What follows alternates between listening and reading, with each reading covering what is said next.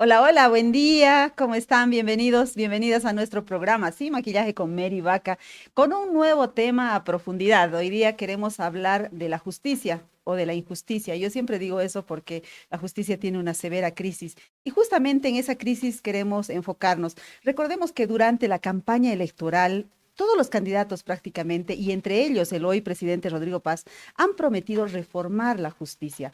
Pero hasta ahora no escuchamos nada sobre esa reforma. Por el contrario, ha surgido un elemento más en esta ecuación, que es el tema del presupuesto. Y recordemos que los magistrados han decidido presionar al órgano ejecutivo y al legislativo con el anuncio de un posible paro de 24 horas e incluso hablaron de paro escalonado para exigirles que les aumenten el presupuesto. Dijeron que tienen un presupuesto muy mínimo que es del 0,35% y ellos están pidiendo el 5%.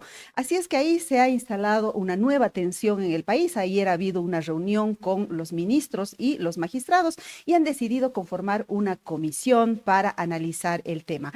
Pero bueno, hoy día, como es nuestra costumbre, tenemos dos especialistas en la materia que además están trabajando en el tema de la reforma, tratando de impulsarla desde esferas de la sociedad civil. Voy a dar la bienvenida en primera instancia al doctor Rubén Darío Cuellar. Él es jurista y director de la Fundación Observatorio de Derechos Humanos. Bienvenido, doctor. Muchísimas gracias, Mary. Un placer estar con usted. Y también nos acompaña el doctor Ramiro Orías. Él es también jurista y director de programa de la Fundación para el Debido Proceso. Bienvenido, doctor Orías. Muchas gracias por Mary, un gusto estar aquí en su programa. Bueno, sabemos que ustedes están impulsando ideas, propuestas, charlando con algunos actores políticos para tratar de impulsar esta reforma. Empecemos por ahí, doctor Rubén Darío Cuellar. ¿Cómo les ha ido? Ustedes están en La Paz justamente por eso, porque no radican en La Paz, ¿sí? Así es, nosotros radicamos en Santa Cruz y venimos con la idea de mantener los contactos necesarios, de tratar de ayudar, de apoyar en lo que se pueda a los tomadores de decisiones en esto que es un tema que tiene una urgencia que ya no puede ser postergada. Y evidentemente cuando hay una crisis estructural como por la que atraviesa el sistema de justicia en Bolivia, las tentaciones de empezar a parchar aquello son muy grandes. Fíjese usted, el órgano judicial tiene el 0,35% del presupuesto para todo el órgano, para todo el país. ¿Y qué significa ese presupuesto? Que de ahí sale el sueldo de los magistrados, de los jueces, de los abogados de la defensa pública, del Ministerio Público, de todas las instituciones. Es un presupuesto definitivamente muy pequeño, pero no podemos actuar proponiendo parches antes de una reforma integral. Habrá que subir el presupuesto, pero habrá que reestructurar cómo está estructurada territorialmente la justicia para tener aquel anhelo, cumplir con aquel anhelo de tener una justicia eficaz, cercana, pronta e independiente. Claro, y tampoco creo que corresponde hacer paro en el órgano judicial, ¿no, doctor Orías? ¿Cómo ha visto esta amenaza? Sí, definitivamente es bastante insólito la decisión tomada por las más altas autoridades del Poder Judicial. Yo quiero aquí recordar que la ley del órgano judicial establece que un paro, una huelga de funcionarios judiciales constituye una falta grave disciplinaria, ¿no? El, el, el, el, el servidores públicos no están sometidos a la Ley General del Trabajo, que reconoce el derecho a la huelga de los trabajadores, porque se entiende que tienen un régimen de carrera judicial y cumplen una función esencial del Estado. Es un servicio esencial del Estado que no puede suspenderse porque tiene que ver con la protección de derechos humanos. Sin embargo, aunque las formas no han sido las adecuadas, creo que la discusión ha puesto en el primer nivel la agenda pendiente en materia de reforma judicial. Creo que los jueces del país que se hayan pronunciado en la defensa de la independencia judicial es un mensaje muy importante, pero yo digo siempre, la independencia judicial no se la proclama, se la ejerce en los fallos, en las decisiones, ¿no? Ese es el espacio de ejercicio de independencia judicial y por lo tanto el Estado tiene que darle condiciones adecuadas para ese servicio, para que entreguen el servicio público a los ciudadanos. Y una de esas condiciones tiene que ver con recursos económicos, técnicos, humanos, suficientes y necesarios para cumplir con su misión. Bueno, entonces estuvo mal que estén amenazando con huelga, pero al final el resultado no está mal, en el sentido de que finalmente el tema de la justicia entra al debate nacional, porque no ha estado durante los primeros 6 meses del gobierno de Rodrigo Paz, ¿no? Entonces, mi pregunta es, ¿cómo encarar finalmente la reforma? Porque, claro, darles un poquito más de presupuesto no va a resolver el problema, ¿o sí? No, definitivamente no. No es un problema solo de presupuesto. Ajá. No es un problema solo de políticas criminales. No es un problema solo de mejor formación de policías y fiscales.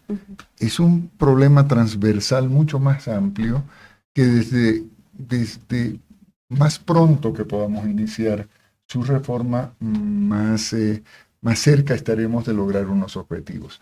Decía Ramiro, la independencia judicial no es un derecho de los jueces, es un derecho de los ciudadanos. Los ciudadanos tenemos la garantía, debemos tener la garantía de ser juzgados por jueces imparciales, probos y capaces para dirimir nuestras controversias. Entonces, no se puede usar la independencia judicial como un derecho propio. Nosotros, los jueces, en ejercicio de nuestra independencia, vamos a hacer esto y vamos... No es eso. Eso por una parte. Pero por otra parte, Mary, este país es tan complejo, tiene tantos problemas sin solución, que ahí, como usted dice, el tema judicial se ha ido retrasando, se ha ido quedando, en tanto no se comprenda de que la base de toda la convivencia armónica de esta sociedad depende de un sistema judicial mínimamente estructurado, mínimamente garantizado económica y técnicamente para realizar sus labores, para que podamos tener realmente una justicia independiente. Bueno, entonces la pregunta es, ¿cuáles son los pasos, doctor Orías? ¿Cuál es la sugerencia que ustedes hacen? ¿Cuál es la ruta crítica finalmente para llegar hacia la ansiada reforma judicial? Como ya lo habíamos propuesto en abril pasado, nosotros vemos que en este momento político de cambio democrático que vive el país, se han alineado los astros. Hay muchos factores favorables para una reforma judicial, ¿no? Por una parte, como usted decía, todos los candidatos ofrecieron avanzar en la reforma judicial. Está en sus ofertas electorales de todos los partidos con representación parlamentaria. Por lo tanto, se entiende que hay una voluntad congresal de 2/3 para reformas profundas. Segundo, la judicatura también está promoviendo la idea de reformar la justicia. El presidente se ha referido varias veces en la necesidad de las reformas institucionales, específicamente las de justicia. La cooperación internacional, en todas las últimas visitas que le han hecho al gobierno, han expresado su predisposición de apoyar la reforma judicial. Y finalmente, la sociedad civil expresa una amplia demanda ciudadana por la reforma.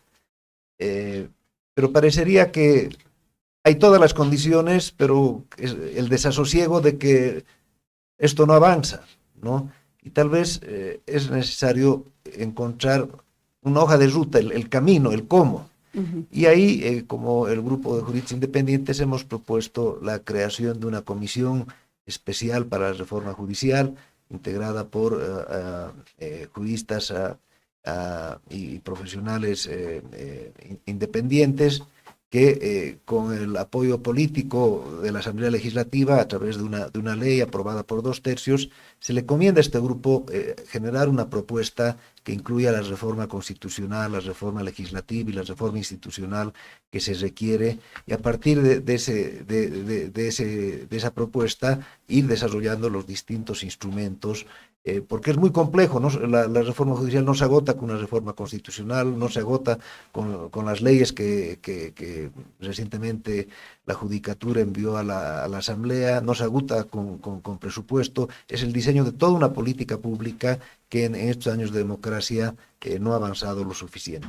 Bueno, y en las charlas que ustedes están teniendo con los políticos, primero quisiera saber si les han recibido, con quiénes se han reunido, y segundo, si es que hay voluntad política para hacer esto que está señalando el doctor Orías.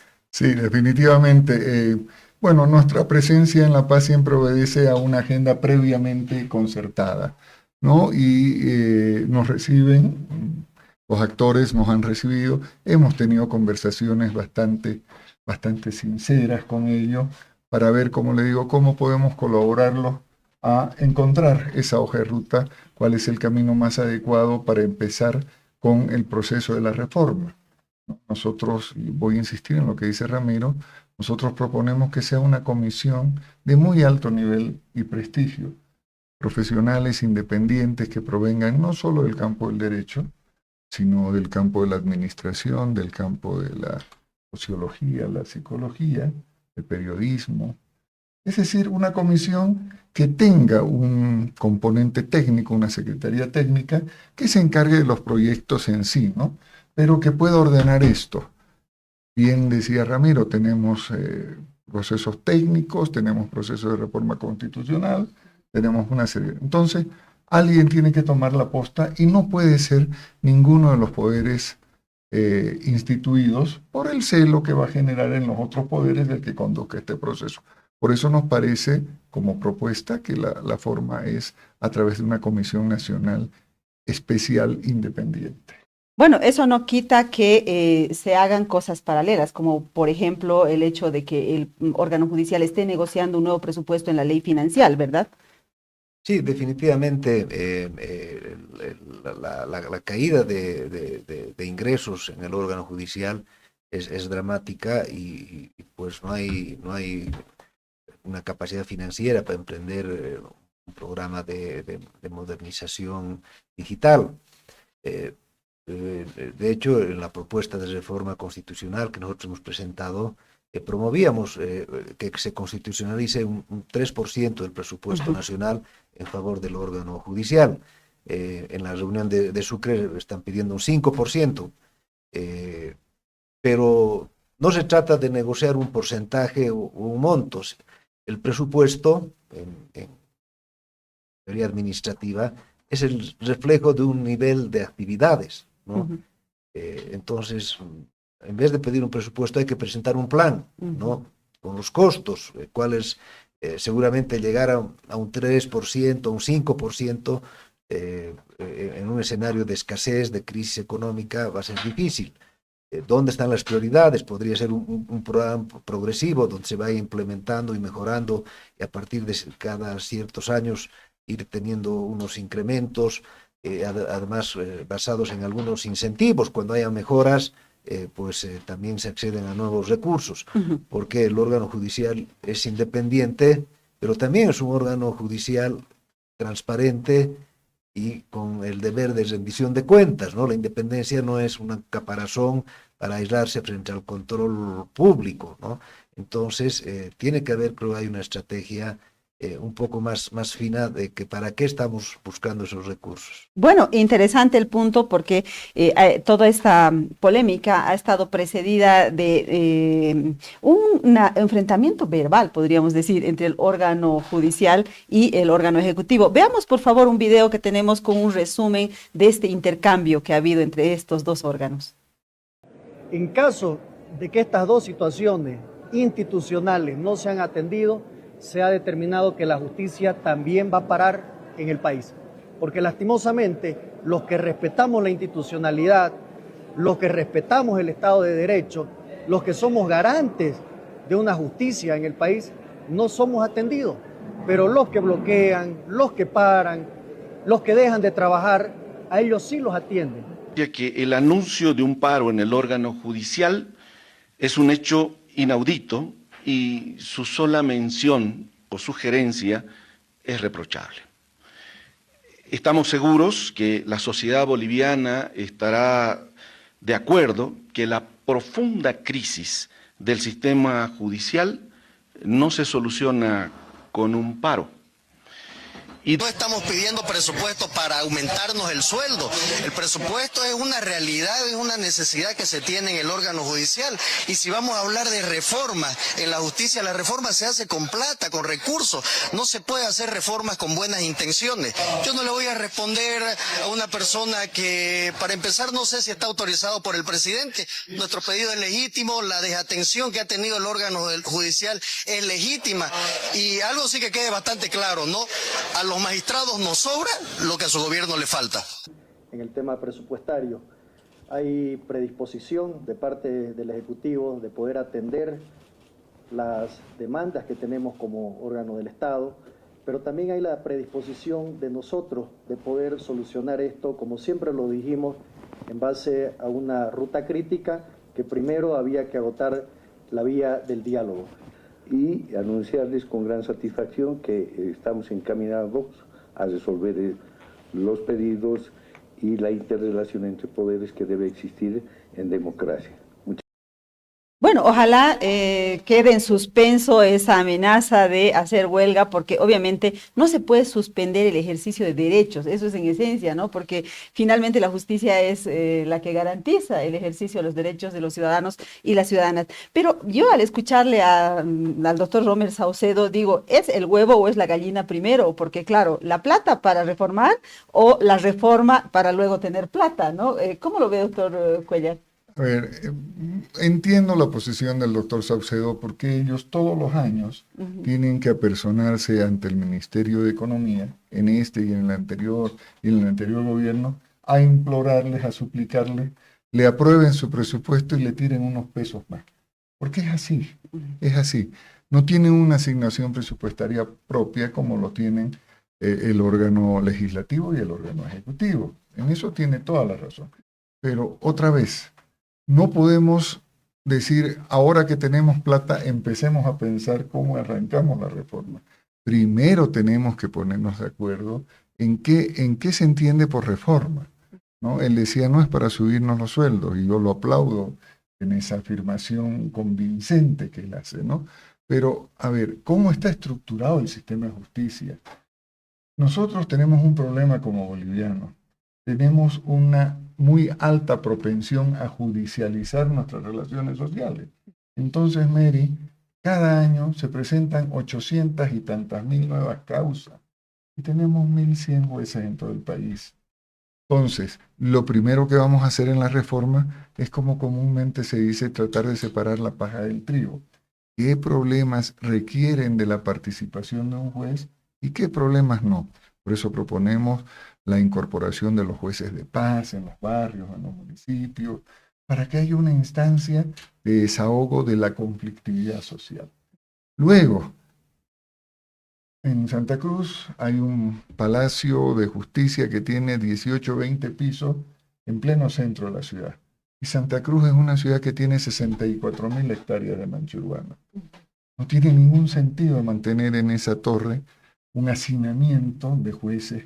Hay que redistribuir, hay que ver las jurisdicciones, hay que ver muchas cosas que no necesariamente implican un desembolso inicial de dinero. Porque si yo, por ejemplo, logro el establecimiento de los jueces de paz son ciudadanos que atienden en su barrio, no requiero hacerle una casa de justicia, no requiero poner un IDIF al lado, una oficina del IDIF, una oficina de fiscalía, no lo requiero hacer. Entonces, indudablemente, primero tenemos que saber qué queremos hacer para después ver qué necesitamos para lograrlo y quién nos puede ayudar a obtener esos recursos. Eso quiere decir que se puede iniciar la reforma sin necesidad de esperar, digamos, una gran dotación de recursos, ¿a eso se refiere? Sí, lo importante es que haya un plan con objetivos de corto, mediano y largo plazo. Que no hay. Que Entonces, hay cosas en el corto plazo en las que ya se puede ir avanzando y las cuales se pueden ir buscando su financiamiento, ¿no? Y a medida que se vaya profundizando la reforma y se vaya ampliando, hay, digamos, diversas estrategias, ¿no? En algunos países, por ejemplo, se empezaron las reformas procesales penales, no en todo el país, sino en un departamento. Una vez se consolidaba, se pasaba y se iba ampliando, se iban digamos, dándole un enfoque gradual. Hay cosas digamos, los temas de justicia digital eh, importantes que se pueden ir avanzando, pero no se trata tampoco de tener más computadoras con los mismos jueces, con los mismos problemas de falta de idoneidad, de falta o poca probidad. La agenda de integridad dentro del sector judicial es todo un tema. Entonces, tiene que haber un abordaje más integral, más holístico y también un enfoque, digamos, de pasos sucesivos. Tengo la impresión de que hay esfuerzos dispersos en esta materia, así es que hemos preparado una lámina que nos muestra qué cosa está en la Asamblea Legislativa en este momento. Veamos, por favor, esa lámina. Proyectos en curso en la Asamblea. 1. El proyecto de reforma parcial de la Constitución que ha sido planteado por el diputado Juan del Granado y que establece 3% de presupuesto para el órgano judicial, una comisión de postulaciones y selección de autoridades del órgano judicial para que ya no sea la Asamblea la que finalmente decida quiénes son los candidatos a las elecciones judiciales, juzgados de paz y eliminación de la Procuraduría. Eso en esencia establece ese proyecto de Juan del Granado. Luego también existe un proyecto para la adecuación del Tribunal Constitucional, porque recordemos que el tribunal funciona solo ahora con 4 miembros y no pueden hacer sala plena porque falta el nombramiento de tribunos en varios departamentos.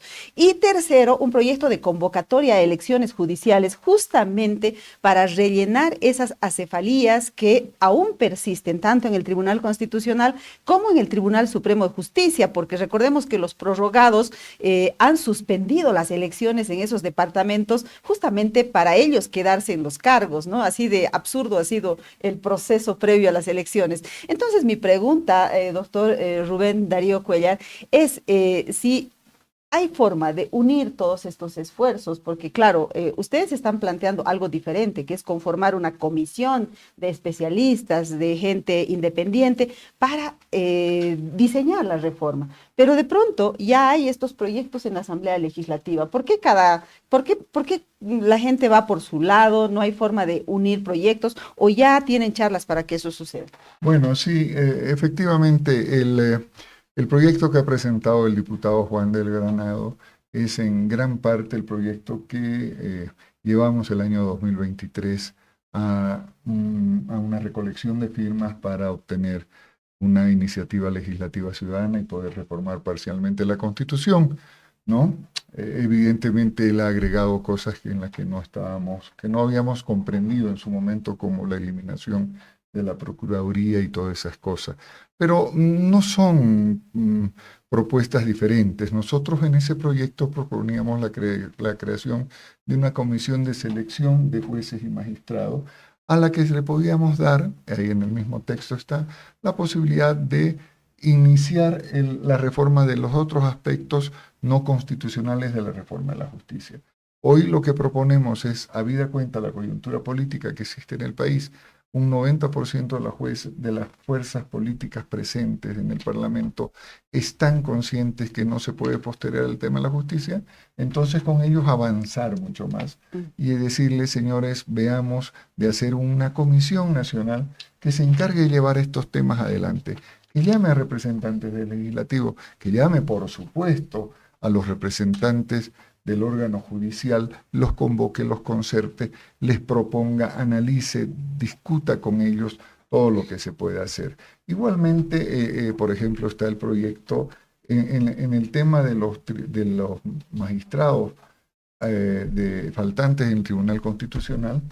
Hay como 3 proyectos en este momento del Parlamento, ¿no? Acuérdese usted que en noviembre del año pasado ya el Tribunal Constitucional mismo envió un proyecto de ley que les proponía poder hacer sala plena con 4, hacer una modificación temporal de la ley, ¿no? Que le permita accionar con 4. ¿Por qué? Porque si usted llama a elecciones, primero está todo el proceso temporal que implica eso, ¿no? Tiene que salir una ley de convocatoria, tiene que darse los plazos.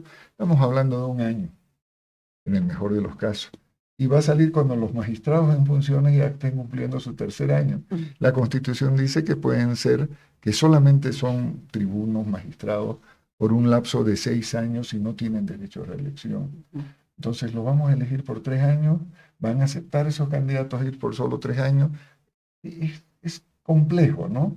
Pero si tuviéramos una Comisión Nacional de Reforma, esa comisión tendría esa capacidad de poder juntarlos a todos y decirles, mira, en tu proyecto esto va a andar bien, pero esto nos va a traer demoras, nos va a traer complejidades que podemos evitarla con esta otra cosa. Y de eso se trata. Y a propósito de los proyectos de ley para rellenar el Tribunal Constitucional y el Tribunal Supremo de Justicia, ha surgido un proyecto fantasma. Le llamo así porque nadie asume su paternidad. Es el proyecto para que el presidente Rodrigo Paz nombre por decreto a los magistrados, tal como hizo Evo Morales en el pasado. ¿Qué le parece, doctor Orías, ese proyecto? Sí, definitivamente la Constitución anterior, la del 67, facultaba al presidente realizar designaciones interinas cuando un poder que debería cumplir la función de esa nominación no estaba en funciones. Pero con la nueva Constitución, esa facultad presidencial fue eliminada, ¿no? La voluntad de la Asamblea Constituyente fue no darle al presidente ese poder, entonces pues resulta un poco insólito.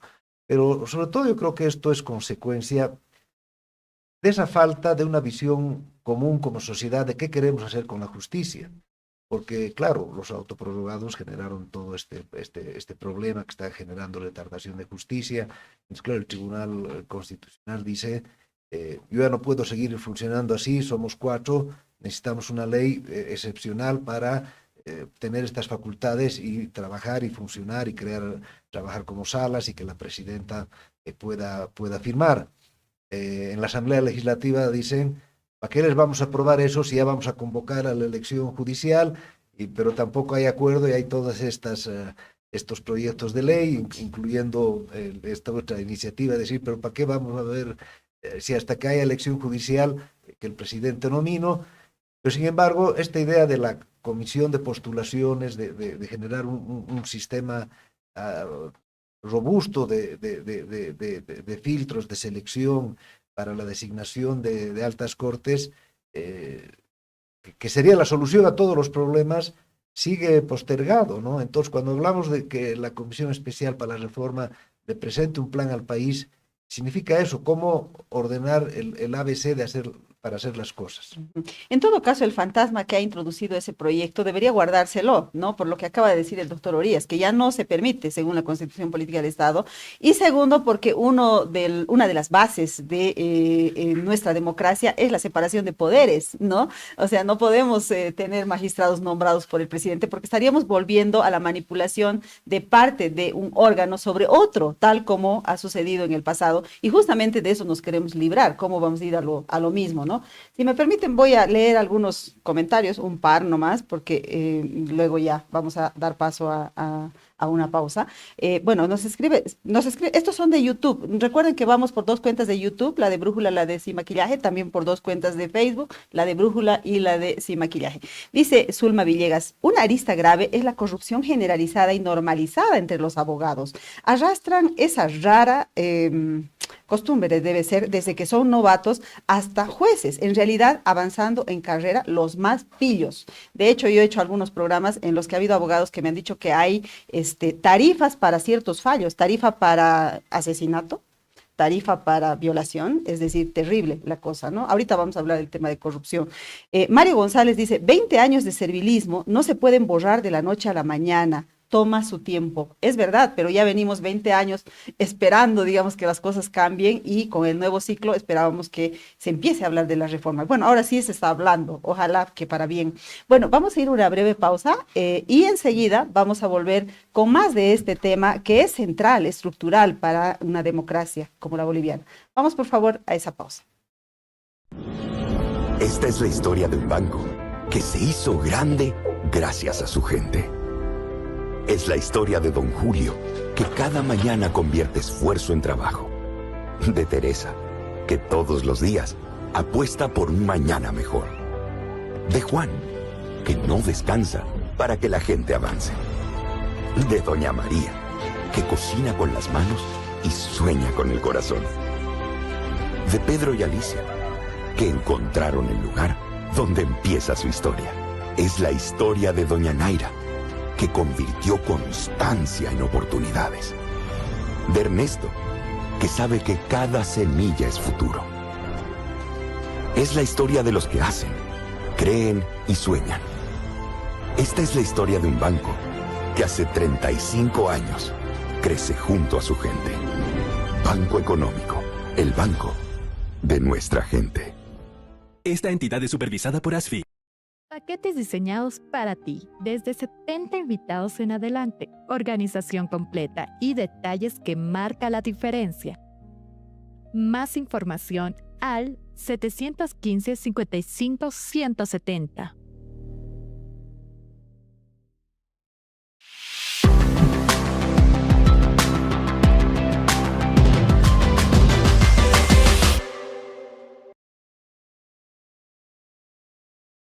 Estamos de regreso hablando sobre la necesidad de una reforma judicial y claro, una de nuestras seguidoras ha puesto en el tapete el tema de la corrupción. Así es que voy con el doctor Rubén Darío Cuéllar para que nos diga en esta idea que ustedes tienen de reforma, que si bien estaría a cargo de una comisión, yo sé que ustedes ya han avanzado en estos temas, ¿no? Entonces, ¿qué se va a hacer con eso? Porque realmente parece que ya no hay gestión en la justicia sin que medie coima, dinero. Así es.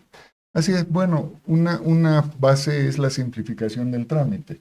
Cuando usted va a presentar un trámite, eso que decía el presidente del Estado, que no le pidan fotocopia de su carnet de identidad, la digitalización de muchos procesos, ¿no? Que todavía son manuales. Por ponerlo como ejemplo, pero hablábamos de medidas que necesitan reforma constitucional, medidas de reordenamiento institucional, medidas de carácter educativo. En las de reordenamiento institucional nosotros proponemos la celebración de al menos de forma inmediata de 3 auditorías en el sistema judicial. La auditoría de acceso a la carrera, cómo han ingresado los jueces desde el año 2010 hasta el año 2025, para que evidentemente aquellos jueces que han ingresado cumpliendo los requisitos que dice la ley, continúen en funciones y los que han entrado por la ventana, como decimos, cesen en funciones. Porque tenga la certeza, Mary, que la inmensa mayoría de esos que ingresaron por la ventana no tienen idea hasta ahora de por qué están ahí, cuál es la idoneidad necesaria para ejercer ese cargo. Una auditoría de los procesos disciplinarios. ¿Por qué de los procesos disciplinarios? Porque la poca institucionalidad que había en el órgano judicial fue desechada vía procesos disciplinarios. Entonces hay que hacer una auditoría y aquellos procesos amañados tienen que ser revertidos y esas autoridades repuestas en sus cargos. No estamos hablando de grandes medidas que van a llevar años de años, estamos hablando de procesos que con mucho llevarán 6 meses de realización y de conclusión. Y una auditoría de los procesos considerados persecución política o crímenes que involucran casos de corrupción y todo aquello, que también no son miles. Con esas 3 auditorías usted va a redireccionar lo que es el ejercicio profesional en el servicio de la justicia. Por otra parte, nosotros proponemos, ya lo propusimos en 2023, que el sistema educativo boliviano cambie esa formación que está logrando hoy día. Los abogados ahora son formados como meros tramitadores de algo. Usted tiene una causa, quiere ganarla la causa, Señora Mary, déjeme ir a preguntarle al juez en qué condiciones le va a garantizar que usted gane la causa. Y ese señor es un mensajero. No tiene por qué argumentar jurídicamente. Ya no es litigante. Ya no es litigante. Entonces no podemos seguir formando ese tipo de profesionales, ¿no? Y evidentemente volver a hacer funcionar plenamente la carrera judicial a través de la escuela de jueces, ¿no? Volver a orientar la escuela de jueces hasta de su dependencia. La escuela de jueces tiene que estar dentro del órgano judicial, tiene que estar guiada plenamente por los objetivos y propósitos del órgano judicial y no por otros propósitos. La escuela de fiscales, la fiscalía es otro tema que hay que meterle mano. Defensa pública, hay muchas cosas que se pueden solucionar sin presupuesto, Mary. En muchas partes del mundo la defensa pública la ejercen los abogados de barra. Cuando yo quiero ejercer como abogado en la ciudad de La Paz, me inscribo en el Colegio de Abogados de la ciudad de La Paz y el colegio me dice, tenga en cuenta usted que como parte de su servicio social, por su derecho a ejercer acá, va a ejercer tantas horas al año de defensor público, ¿no? Y es así donde se pueden encontrar, siento yo, lo importante es ponernos de acuerdo en el paso 1. Comencemos a recorrer este largo camino que implica la reforma judicial. Ojo, el uno, ¿qué significa? Que podría tomar años hacer una reforma judicial, pero no se trata solamente de plata, ¿no? Que es lo que está ahorita en agenda, sino que se trata de ir al fondo del asunto. Doctor Orías, estas auditorías de las que habla el doctor Cuéllar, llevarían tal vez a una purga dentro del órgano judicial, es decir, a separar a una buena cantidad de jueces, de operadores de justicia, para sanear este aparato. Sí, definitivamente creo que usted ha tocado el corazón del problema. Yo siempre sostengo que la agenda de probidad judicial nunca ha sido abordada de forma seria. Y el país necesita un proceso de saneamiento judicial, ¿no? Ahora, claro, purga suena un poco fuerte, a masacre blanca, indiscriminada. Stalinista, claro. Pero el derecho internacional de los derechos humanos ha desarrollado las herramientas de justicia transicional, que son herramientas especializadas para aplicar en procesos donde sociedades que salen del conflicto, que salen de un régimen autoritario, corrupto, represivo, puedan contribuir al desarrollo de un sistema democrático, ¿no? Muchos países que salen de largos periodos autoritarios se plantean y dicen, bueno, tenemos una nueva asamblea legislativa elegida en una elección transparente, tenemos un nuevo presidente elegido por voto popular, pero los mismos jueces que fueron cómplices de las violaciones a los derechos humanos y de los actos de corrupción del régimen autoritario. Entonces, en esos casos, porque hay un principio que es la inamovilidad del juez, es tal vez la columna vertebral del principio de independencia judicial, que un juez no puede ser removido injustamente de su cargo. Pero hay unas excepciones, y una excepción es cuando estos jueces no tuvieron un comportamiento adecuado y se establecen diversos mecanismos de revisión de esas designaciones, de revisión de su trabajo y caso a caso pues se va analizando los jueces que llevaron casos tan dramáticos como el del Hotel Las Américas, jueces que nunca hicieron justicia en el caso de Chapariña, y ahí se hará la auditoría de cómo funcionó y si no desempeñó y si el juez fue cómplice de esas violaciones, pues puede ser destituido.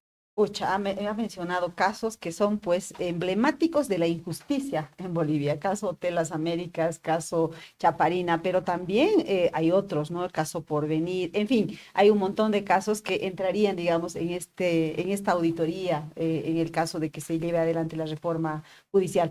Permítame, vamos a ir a una nueva pausa en nuestro programa y enseguida volvemos porque quiero tocar el tema de la independencia o la falta de independencia en el órgano judicial y finalmente ¿cómo es que se puede encarar un nuevo ciclo, un Estado que atraiga inversiones con una justicia que está en crisis? Vamos a la pausa.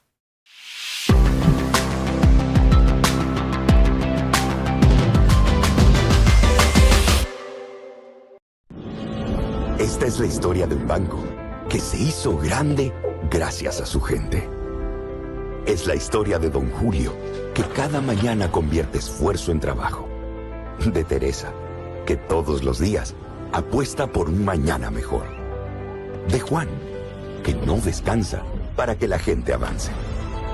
De doña María, que cocina con las manos y sueña con el corazón.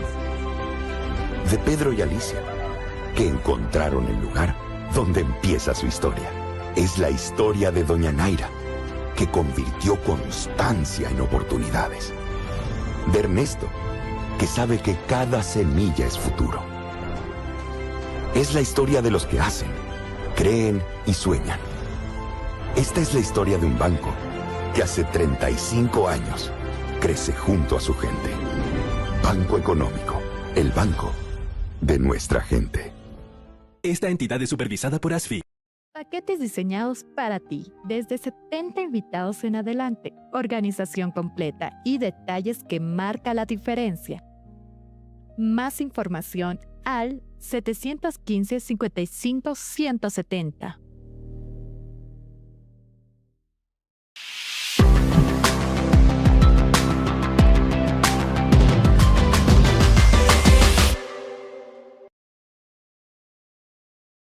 Ingresamos a la última parte de nuestro programa porque queremos abordar el tema de la independencia o la falta de independencia en el órgano judicial, que puede ser la madre del cordero, no lo sé. Es que hay muchas madres en esta crisis, ¿no? No sé cuál de los dos quiere abordar este tema. ¿Cuál es la propuesta para que finalmente los jueces sean independientes? Si yo puedo empezar, yo quiero recordar una de las conclusiones del informe que hizo Diego García Sayán, el relator especial de Naciones Unidas para la Independencia Judicial, luego de su visita al país allá por el 2021, si no me equivoco, 22, ¿no?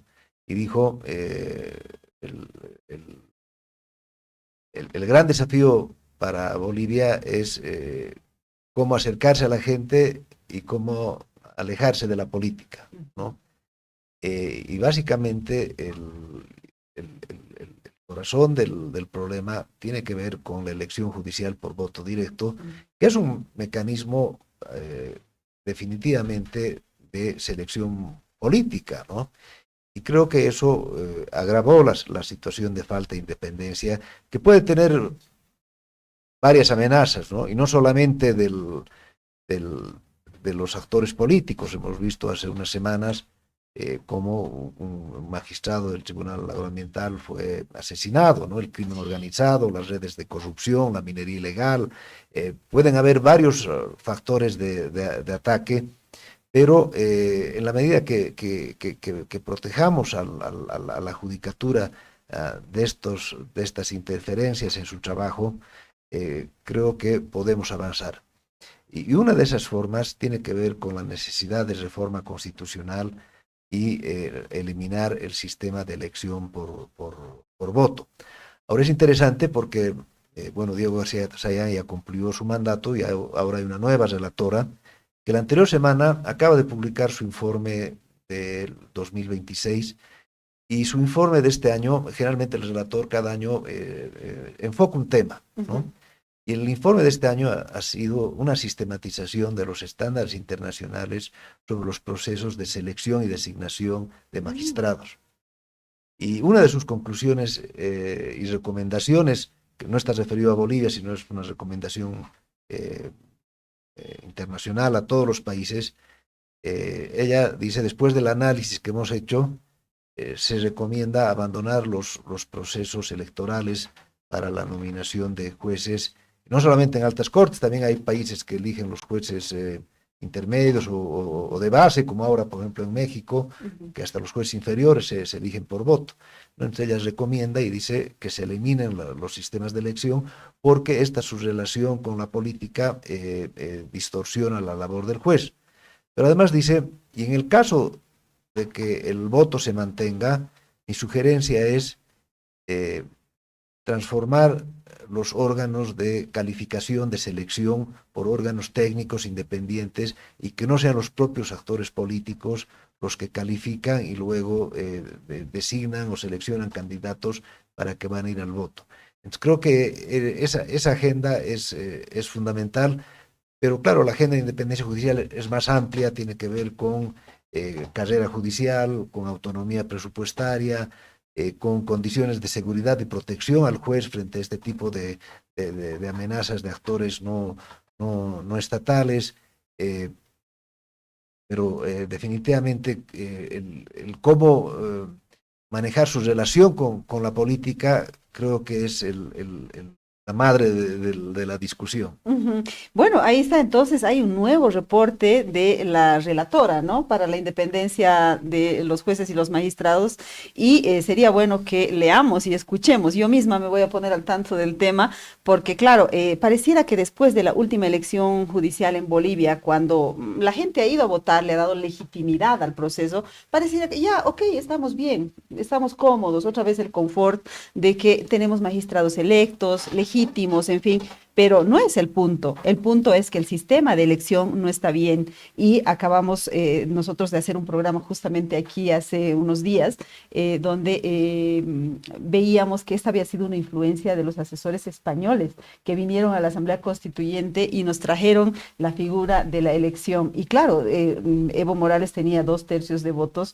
en la Asamblea Legislativa, y todos los jueces, los magistrados respondían a su partido, lógicamente, ¿no? O sea, desde donde lo miremos, el sistema no está bueno. Doctor Rubén Darío Cuellar, los dos empiezan con R y claro, tiendo a confundir. Pero doctor Cuellar, entonces sería, la propuesta sería eliminar la elección por voto directo. Claro, a ver, Mary, Diego García Sayán, el ex relator especial, decía una frase muy bonita. Decía que en los años 70 el poder se conseguía conquistando a los militares y sacándolos con sus armas a las calles. En el siglo XXI la dictadura perfecta se instaura cooptando el poder judicial, ¿no? Entonces esa es la gravedad de eso. Un juez nunca puede ser electo. Un juez no depende del favor de la ciudadanía, es una persona imparcial que tiene que tener la suficiente distancia de la presión que ese ciudadano puede ejercer contra él, al mismo tiempo tener la suficiente objetividad como para buscar el derecho dentro del conflicto. No tiene que, esta es mujer, la quiero, entonces me voy a inclinar. No. O de pronto salen además perfiles muy políticos, ¿no? Sí. Como el del doctor Saucedo, hay que decirlo, que más parece un político que un juez. Sí, evidentemente, eso es lo que le va a arrojar siempre como representante un proceso electoral. Nosotros proponemos eliminar la forma de selección, pero no incluimos la eliminación del derecho ciudadano a votar. Y me explico. Lo que nosotros proponemos es que la Comisión Nacional de Selección de Candidatos prepare unas ternas confeccionadas con todos los criterios, no solamente la calificación de sus idoneidades y sus habilidades, sino cumplir la paridad de género y todo lo que usted quiera. Que vaya al Parlamento en ternas separadas y que el Parlamento no pueda decidir por cualquiera. Tiene que ser uno de cada terna, ¿no? Y esa plancha, si vale el término, ese resultado, sea sometido a un referendo ciudadano. ¿Está de acuerdo con que esos sean sus jueces? ¿Sí o no? Ahí el juez no tiene que hacer campaña, no tiene que hacer nada, porque va a ser un proceso más o menos inmediato, porque sería parte de un proceso legislado, establecido una ley para evitar que, no, ahora tenemos que aprobar esta ley, ahora tenemos que hacer un proceso continuo, ¿no? Entonces, esa es la única forma de revertir este inmenso daño que se le ha hecho al órgano judicial con el establecimiento de las elecciones para los altos cargos de la judicatura. Bueno, el otro tema que quisiera tratar, y es la pregunta para el doctor Orías, sobre el gobierno de Rodrigo Paz está muy empeñado en atraer inversiones a Bolivia en este contexto de crisis económica como un eje central del plan económico. ¿Podrá atraer inversiones con una justicia corrupta, no independiente, una justicia en crisis? Sí, definitivamente. el gobierno del presidente Paz tiene un doble desafío, ¿no? La reforma económica para transformar la economía, y ahí tiene que ver con las reformas necesarias en materia de hidrocarburos, minería, inversión extranjera, litio, tierras raras. Pero la agenda espejo es la reforma institucional, porque todas las misiones de organismos de cooperación internacional, de inversionistas de países amigos que han llegado al país, su mensaje de despedida después de su visita es: queremos seguridad jurídica, es importante fortalecer el Estado de Derecho. En ese sentido, se le pueden dar contratos, liberalizar, desregular una serie de actividades económicas, pero en el caso de conflictos van a tener que enfrentar los mismos jueces. Creo que ahí es importante ver cómo la reforma judicial le va a dar viabilidad también a la reforma económica. Muy bien, pues entonces, menuda tarea que tenemos, ¿no? Les agradezco a ambos por haber venido al estudio. Yo sé que La Paz suele ser un poco complicada para los que vienen de Santa Cruz por la altura y todo eso, el tráfico, pero aquí están. Muchas gracias por habernos visitado en Sí Maquillaje con Mary Vaca. Al contrario, Mary, los agradecidos somos nosotros porque contamos con la colaboración de usted y el compromiso suyo para que todos juntos vamos tomando conciencia de la urgencia que tenemos en empezar a gestionar este tema cuanto antes. Que así sea. Doctor Orías, gracias. Igual me sumo a sus agradecimientos, y la labor que hace es fundamental, porque nadie defiende una causa que no conoce. Entonces esto nos permite llegar a la ciudadanía para que conozcan, se informen, se comprometan con la necesidad de avanzar en estas reformas. Bueno, amigas, amigos de Sin Maquillaje con Mary Vaca, ese es, diríamos que el programa más profundo que hemos hecho sobre justicia, ¿no? Es un tema profundo, es un tema estructural. Evidentemente el tema de la plata ha traído a la coyuntura el tema justicia, pero ojo, la plata no es el único problema, es un problema, pero no es el único problema. Hay problemas mucho más serios que se deberían abordar junto con el tema del presupuesto. Les agradecemos por habernos seguido, no se desprendan de nuestros canales, enseguida viene Brújula Streaming con Raúl Peñaranda y Diego Ayo. Muchas gracias también al equipo técnico que ha hecho posible esta transmisión. Nos vemos, chao, chao.